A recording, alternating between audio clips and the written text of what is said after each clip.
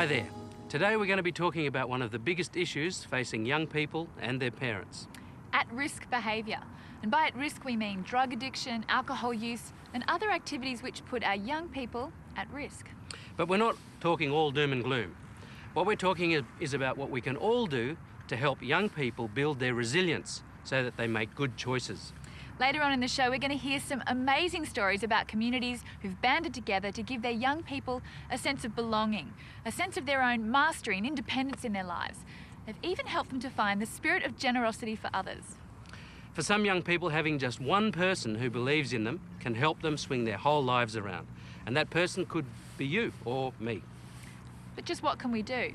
First off, let's just explore the word addiction and what it means. It's such an overused term these days. We talk about people being addicted to work, to sport, to coffee, to food. What's wrong with that? Jonathan Duffy caught up with Hugh McKay, a social researcher and author. Hugh, we often talk about being addicted to work or to food or to sport, but what is addiction? Obviously there are addictive personalities, and sometimes that's a question of body chemistry which needs management, and that explains some drug and alcohol addictions, but more generally, psychological addiction seems to me to be the ultimate escape. People who describe themselves as workaholics are really admitting that there are areas of their lives, often personal relationships, intimacy, where they just don't want to go. Maybe they're frightened, maybe they've had bad experiences, but immersing themselves in an addiction to work is for them the ultimate escape. And that applies whether it's an addiction to falling in love. Some people just want to live on a constant 2-year cycle of a new romance, then a new one, then a new one. Other people are addicted to food or obviously to drugs, and some people are addicted to reading, some are addicted to writing, some are addicted to jogging.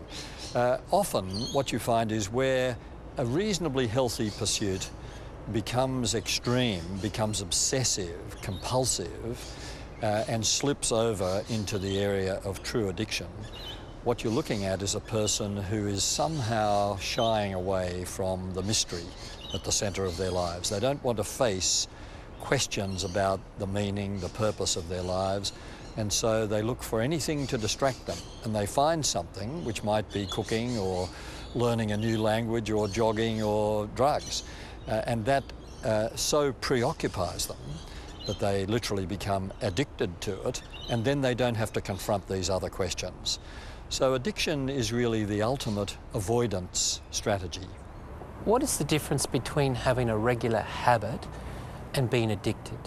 There's a huge difference between a habit, a ritual, regular activity like eating 3 meals a day or going for a run every morning, or even drinking alcohol in moderation, but regularly. There's all the difference in the world between regular habits that help to mark our lives and to sustain us and give us some kind of discipline and routine and ritual. That's very different from addiction. And the difference is that addiction becomes something you can't help because you've adopted it as your strategy for staying away from life's big questions. There are plenty of people who are regular joggers or have other habits of life which provide some stability in their lives, who also are perfectly happy to confront big questions. We are addicted when we can't control our usage and it's in control of us. Now, while it may offer a convenient escape from reality, addiction is harmful both to ourselves and to those we love. And that's when we have to turn to someone else to help us break the cycle of dependence and to restore health and happiness. How do we know just who is at risk? And what are the factors that drive young people to these at-risk behaviours? Because if we know what causes the problem, then we're in a much better position to protect our young people. Psychologist and author Andrew Fuller has been around Australia visiting school groups. His focus has been the well-being of our young people and their families. With young people that are attempting at-risk behaviours, particularly substance abuse, we find three major categories. There's experimenters, there's the socially disconnected, and there's the self-medicators. For the experimenters, by and large, there's probably not that much that we can do. We want to make sure that they don't experiment too early, because we know that early initiation of drug use becomes a major problem. There is also some convincing research that suggests that cigarette use and early alcohol use are predictive of later substance abuse, so they are indeed gateway drugs.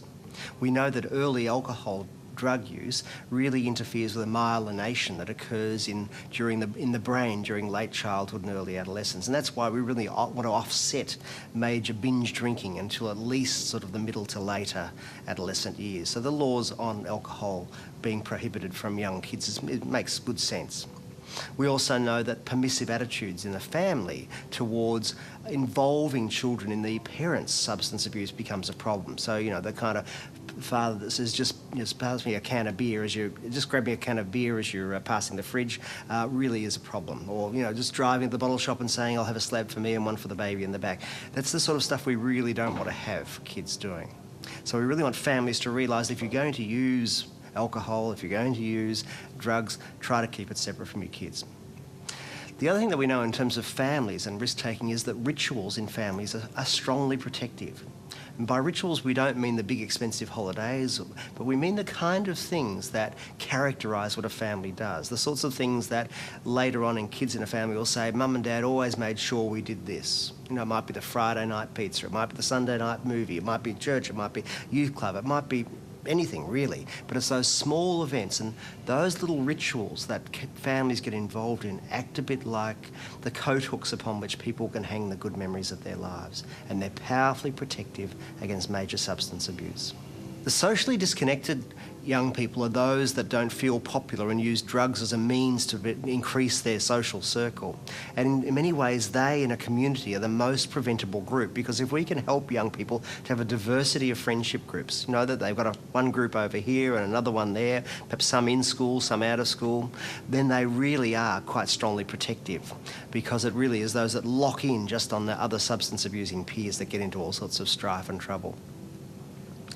The self-medicating young people are those that use drugs in order to really cover up emotional problems. And indeed, if I think about all of the work I've done with people who really get addicted, this is the big group. These are people who essentially feel vulnerable, they feel attacked by the world or overloaded by emotional sensation, and they almost use the drugs as a sort of screen. They screen out their own sensation world. And if you think about it, heroin, marijuana and extreme alcohol abuse are all very effective ways of dulling down your feelings. Marijuana, of course, is also a short-term antidepressant. It has very negative outcomes, but one of the positive effects for young people that use it is it lifts their feelings. So it's not surprising that it becomes a fairly inviting thing for somebody who's feeling depressed or forlorn about their lives.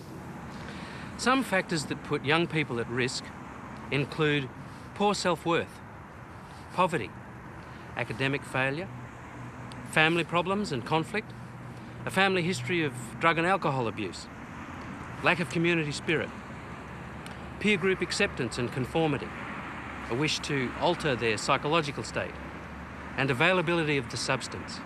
And if they can't control their usage of the substance, they become addicted. Helen and Tracy agreed to tell us their story on how they became addicted and how they managed to pull out of it.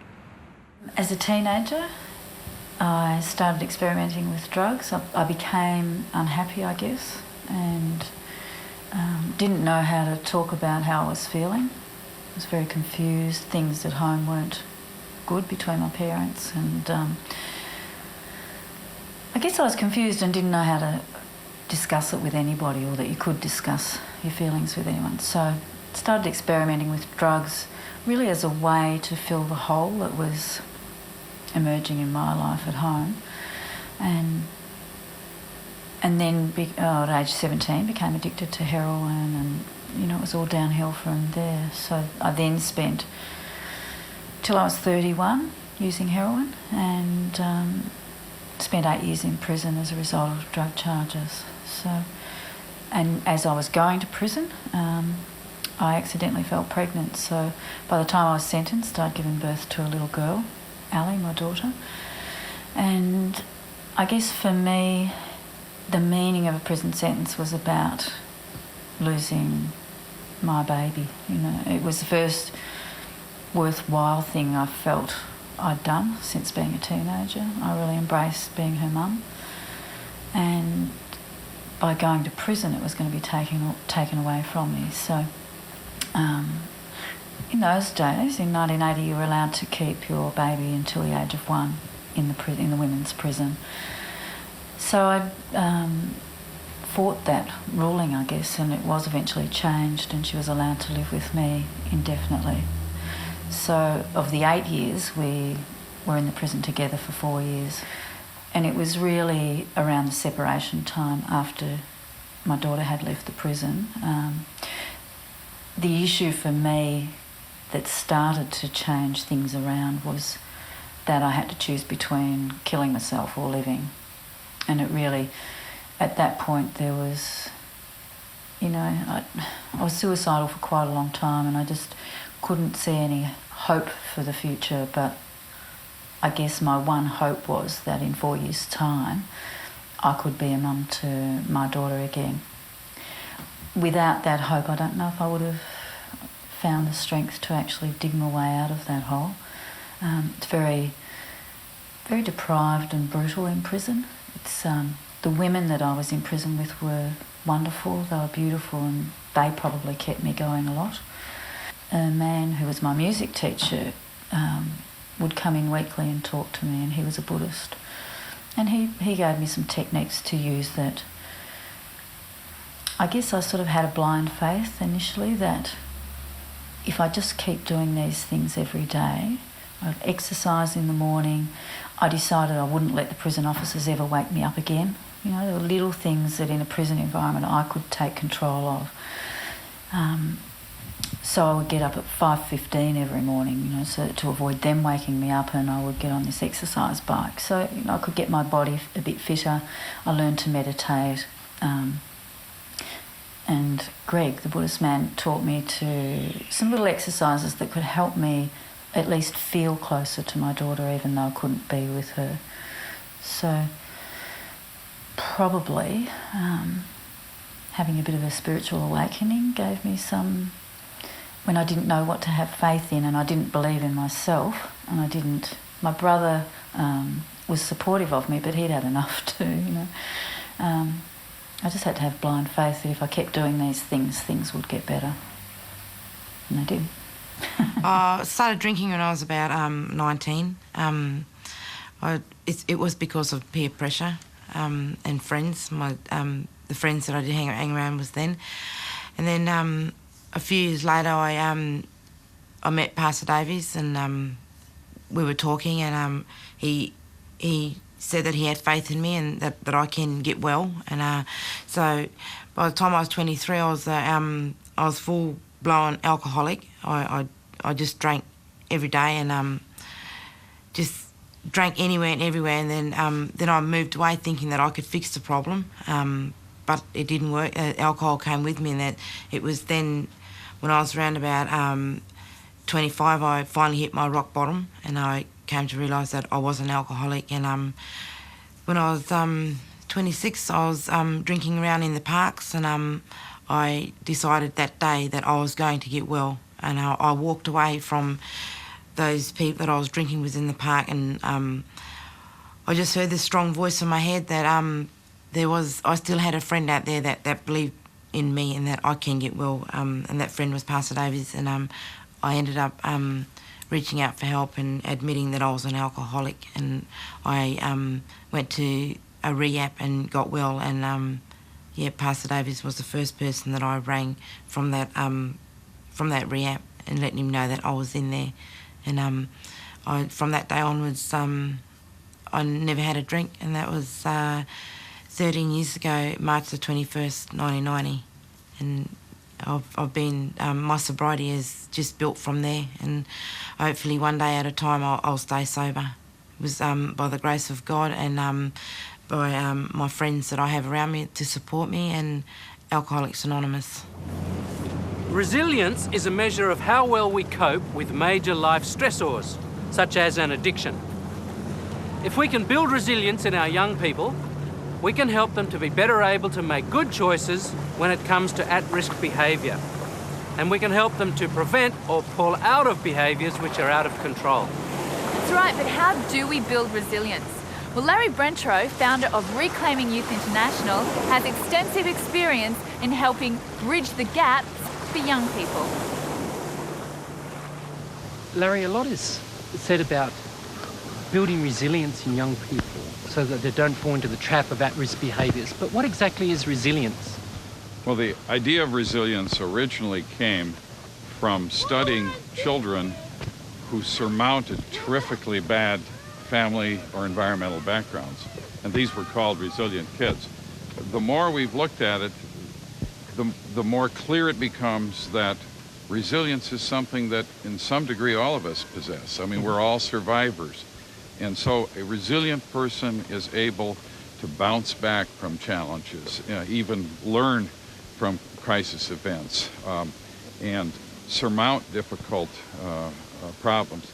But it's not just a trait of personality, because what we know are two things contribute to resilient outcomes, to being able to survive the challenges of life. One, there are certain kinds of personal strengths, such as the ability to connect to other people, the ability to solve problems, the feeling that you're in charge of your own life, okay, concern for other people, those personal characteristics. But the others are social supports. That would mean creating environments where kids have role models, where they have opportunities to learn, where they have opportunities to serve. So by developing the inner strengths of young people and providing the external supports, we help all young people become resilient. Are there sort of positive tips that you would give to a society that was interested in building resilient youth? Yes, I think, for example, children need multiple caring adults in their lives, but that's sort of been lost as we go to a more mobile, secular, depersonalized society. They need adults, who nurture them, who believe in them. They need something to be interested in, something to get excited about and committed. And sometimes our schools are not very, exciting places. They need to be given practice in responsibility and making decisions of their own. Just obedience training isn't going to do it. And then finally, they need opportunities to care and to give and to serve. So Larry, if I understand resilience correctly, it's about equipping children with skills so that they can become strong, effective, productive adults.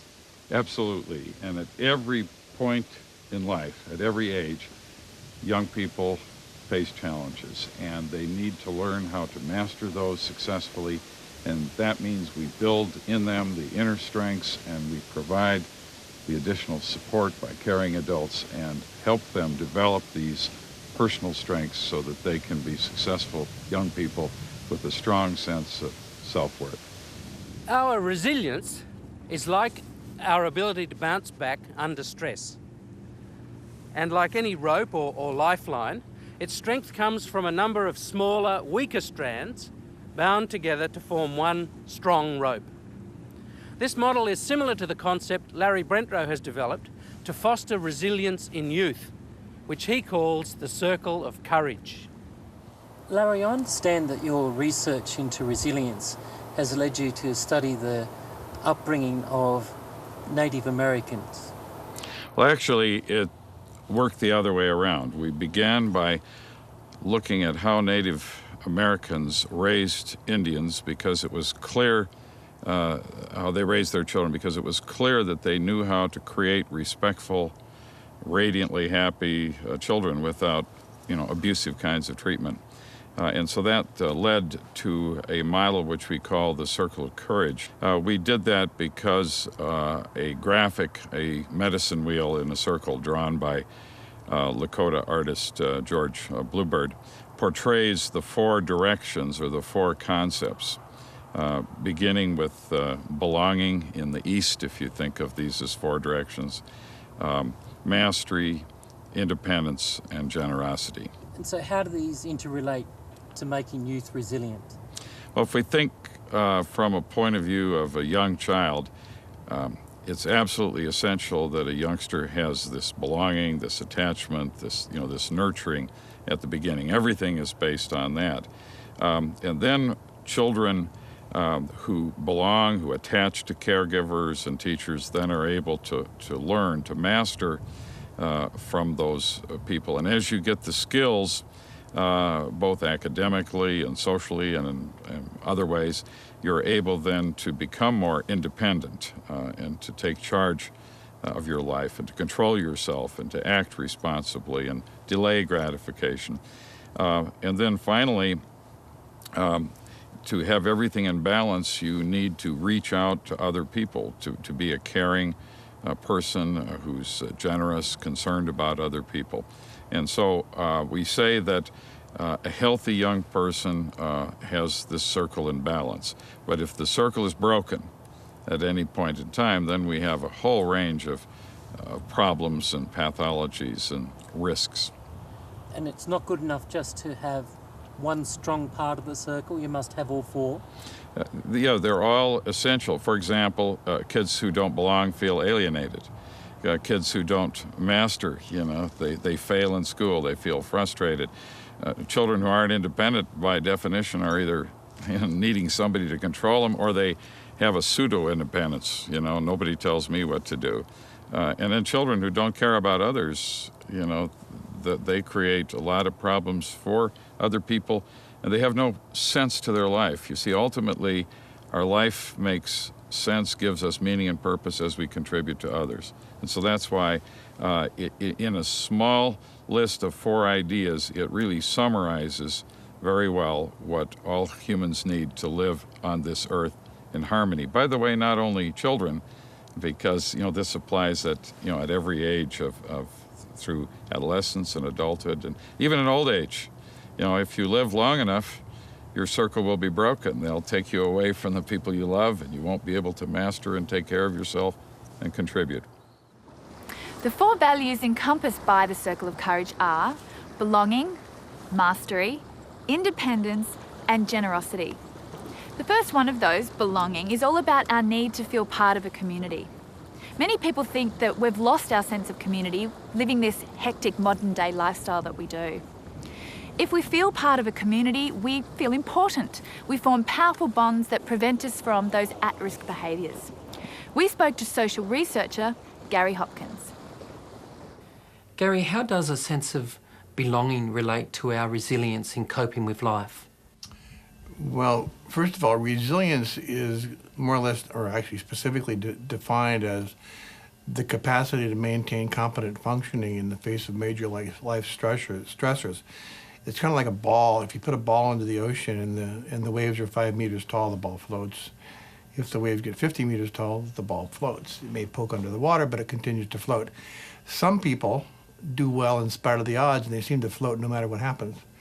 If you look at children of alcoholics who don't become alcoholics, or sexually abused kids who don't become sexual abusers, or in any fashion, look at resilient people. What you see is that they become resilient mostly or most often because someone has stepped up in their life to make a difference. Someone has befriended them. Someone has attached themselves to them who had values, who then walked with them. And it's a very subtle thing, but who's walked with them through the turbulence. It doesn't make them perfect. It makes them better. And it's that relationship or the sense of belonging with somebody with values that tends to save them. There's actually some pretty neat research done on community that tends to predict resilience. There's a gentleman from Northern California who looks at students' perception of their school as a community. And he asks some questions like, do you like school? Do people care about you at school? Do they help you at school? Are they concerned about you even if they don't know you? And have those things, and they have a high perception of their school as a community. They read more on their own, they like school more, they do math better, they go to school more often, they have higher self-esteem, they tend to have better learning styles, they tend to make more long-term plans, they take fewer drugs. It makes them better. And so community really is part of what makes people resilient. There's very good research on both of those things. I understand there is a town that you've studied that illustrates the power of community. Could you tell us about it? There's a town up in Idaho, a small town, and I'm interested in small towns having lived in Montana. And in that town, they had typical small town problems. They had girls getting pregnant and kids drinking and using drugs, et cetera. So the town got together and said, what should we do? And so they said, let's do whatever it takes. And they hired the expensive teen pregnancy prevention programs and drug prevention programs, alcohol prevention programs, and after about 5 years, they got together and learned that the kids enjoyed it, they knew more, but nothing had changed. The behaviors were the same. So they re-met and said, what are we going to do? And some old, smart old guy, I'm sure much smarter than I, said, you know, when I was a kid, everybody knew each other around here, and we didn't do those kinds of things. And said, why don't we just get to know these kids? Let's learn their names. So the whole town went on a campaign to learn the first name of every kid in town, and with that, relationships started, and with that, kids started spending more time with adults, and with that, the rates of teen pregnancy dropped, alcohol use dropped, and drug use dropped. So we're trying to build a bridge between young people and their community. How often have you heard a young person described only in negative terms? A tearaway, up to no good, a troublemaker. Imagine what these labels do to a person's self-esteem. The second point in the circle of courage is about identifying young people's talents and developing them. And this means finding out their talents and acknowledging their strengths so they can value themselves. You know, mastery isn't, ha-ha, I'm better than you. You know, mastery is developing what potentials, what strengths, what talents a young person has. And we believe it's essential to be on a talent hunt with all young people, to find their genius, to assume that they have that, and to have every young person in whatever areas they can develop their potentials. And then as young people have skills, they have a kind of an obligation to share those skills with someone else. That creates a more powerful environment, you know, where together every person is achieving what they want. And in the broader sense, whatever life problems we face, young people need these skills to cope with them in an adaptive way, in a positive way, in a problem-solving way, rather than come apart at times of stress and get into negative behavior. A lot of the negative behavior that, for example, we see in schools results from kids who have felt, I'm going to fail, I'm no good at this, I'm not intelligent. And that's our job, to help find the genius inside every kid. So Larry, identifying the strengths of children is something very powerful that adults can do? Yes, and I think particularly with young people who are known for their failures, you know, who are seen as not having talents. And the job really becomes even to see in problem behavior potential strength. I mean, a gang leader is a leader. A clown, you know, is a comedian. And sometimes by glancing at problems, we can then gaze at strengths and focus, you know, on the resources that young people have. And that's our obligation, is to help cultivate those strengths in young people. So there is something we can do. Helping to identify and then acknowledging young people's skills and abilities will make them feel proud of what they have to offer. The third point in the circle of courage is independence. If we encourage young people to make decisions, solve problems, and show personal responsibility, then we help to grow their self-worth and their self-confidence. We spoke to Andrew Fuller, and he talked about independence and autonomy. Just recently I was talking to a young man who was commenting about his parents, and he was saying, I'm 16, but my parents always treat me as a 6-year-old, and they've treated me like a 6-year-old for years and years and years, and they're surprised when finally I get a bit of freedom that I make 6-year-old decisions. So often parents really overload their kids with either too many words or too much protection, and they actually rob them of the option of actually developing resilience and independence. Now, independence is a funny kind of word. In fact, I don't really kind of believe in it. Most of the people that I see that are truly successful in life are interdependent. They're actually people that relate well to others. They're people that connect, they have a sense of belonging, and they develop relationships in which there's collaboration rather than competitiveness. We know that children basically are driven in times of friendship and in times of threat by a couple of different tendencies. Boys particularly, I find, get into this fight-flight kind of response, and they kind of try to work out which one of those they're going to do. Girls, when they're under stress, more often tend towards relating to others, relying on others, so they're perhaps more easily equipped for the interdependence, whereas boys sometimes need to learn how to rely and relate on others and call upon other people's resources. Girls at other times need to learn how to rely on their own resources, how to follow their own voice. The fourth point in the circle of courage is generosity. In helping others, youth can realise that they have the power to make a positive contribution to another human life, and in doing so create proof of their own worthiness.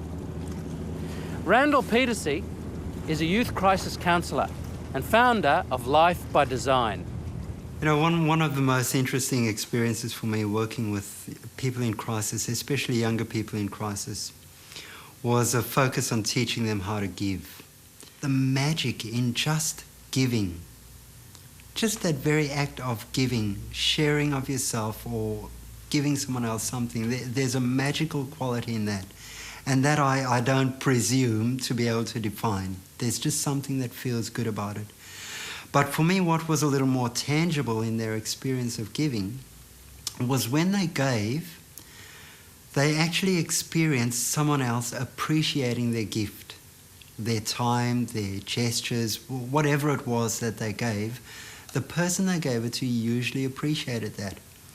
And that was where it kind of started to snowball for some of these guys, because when they sensed that someone appreciated what they had to offer, automatically up went their sense of worth, because if someone appreciates what I'm giving, there has to be worth in what I'm giving, and I guess the logical progression is if there's worth in what I'm giving, I am worthwhile. You know, because when we start to give and practice that as a part of our life, you only flourish as a person when you do give. For example, anyone in business or retail, they only flourish because they're offering a service that's of use to someone else.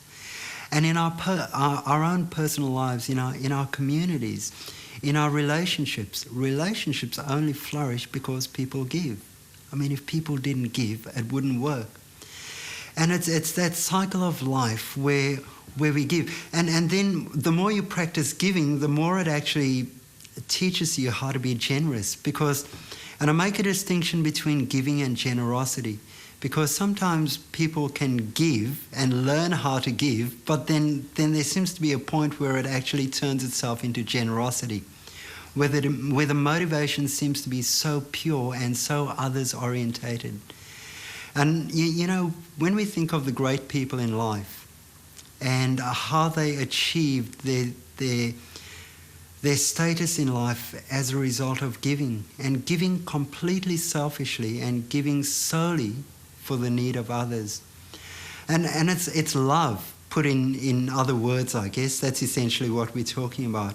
Learning to love in your relationships, learning to love in the way you carry yourself, because love is essentially about giving, and giving generously, giving without conditions placed on it, and that was really nice watching some of the guys I worked with grow, because there was this ulterior motive at the outset that giving is going to make me feel good, but it's just so neat to see people learning to give, forming a habit of giving, and then that giving becoming part of their life, and that turning into just natural generosity, just a way of being.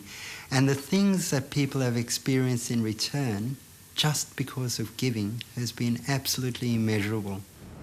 Building a child or a young person's sense of self-worth is where adults play a valuable role in building resilience. We all need to believe we're valued by others in order to value ourselves. So whether you're a parent, a teacher, a friend, we can all have an influence by giving positive feedback. Actually, Alan, you're pretty good at what you do. No, you are. I'm being serious. You're very good. Thanks, Kylie. You're fantastic too. Well, we just make a good team. Now, where were we? To find out more about how a significant adult can play a role in any child's life, we spoke to Ian Grant. Ian, how important is it for a child to have a significant adult in their life? Jonathan, I think it's very important because simply for a boy at the age of 4, he becomes a male role-seeking missile. I mean, he just has to have a male role model in his life. For a girl, it's very interesting too because her dad is the first male she ever gave her heart to, so he has a significant place to play. A lot of boys today operate behind masks, and it's simply at the age of 14 they get a message, you're a protector provider, but because there are marshmallows inside, they don't know how to do that. And we're the only culture that doesn't have an initiation ceremony for both boys and girls, where they are told, hey, you're going to become an adult.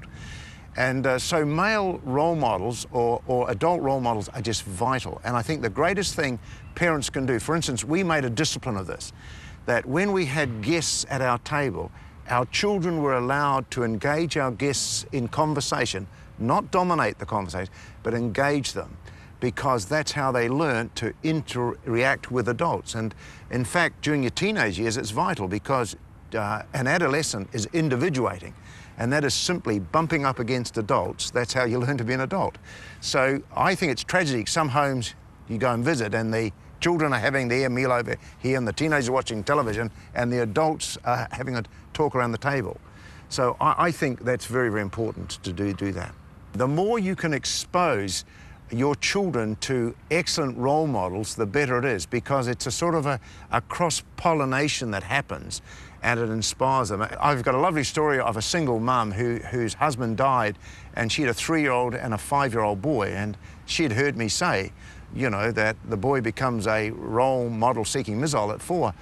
And I'd come up with some research that if a boy can be in a normal family once a month for a meal table where there's a dad, it exposes him to how dads operate, so he learns how to be a man. And her little son Joshy was 5, and he was going for his normal meal once a month, and in the conversation the dad shared that a stool had got broken. So little Joshy 5 said to him, I'll fix that stool for you. And being a great dad, he said, Joshua, thank you, that'd be great. And of course she freaked out. She arrived for Joshua, got this broken stool. What's he gonna do? So she was a smart mum. She went to a hardware shop and she said to the guy there, don't fix it for me, tell me how to fix it. So he explained it. Went in the garage, 2 hours later they had a stool. She said, you should have seen my Joshy's chest when he gave this man the stool. What about girls? I think girls naturally do it because they are, you know, boys will never stop a game if the relationships break down. Girls will stop a game if relationships break down. So girls need relationships, so they'll naturally find that. And often it's important for a mother to allow her friends to be involved in her daughter's life, because, you know, that friend you can go and talk about what mum's done, and the friend says, well, I think she's a good mum and I'd have done that to my daughter. You know, I think that's very, very important to have those relationships. And I just encourage people who are a sports coach, you are influencing society like you would never know. And it's very important. And girls' relationships are everything. So the more adults a girl is exposed to who are good role models, the more rounded a person she will be. Are there techniques that we should learn in order to become a significant adult in a child's life? Well, just little things. I jog every morning. And one day I thought, man, it's important for the boys I pass, the paper boys, to say good morning and how are you, mate? And it's interesting. On my jog, every time I pass a young guy, I just say, g'day, how you doing? And one morning I passed a whole lot of schoolboys waiting for a bus, and they're all looking cool, and here's this grey-headed old guy jogging past them. I said, morning, boys, how are you? And they said, I'm well, thank you, sir. The whole lot answered me. And I think just for, you know, it's the old animal thing. The big lion noticed the young cubs there, and it's appreciated. And I'm passing it on to my friends, and they're doing it.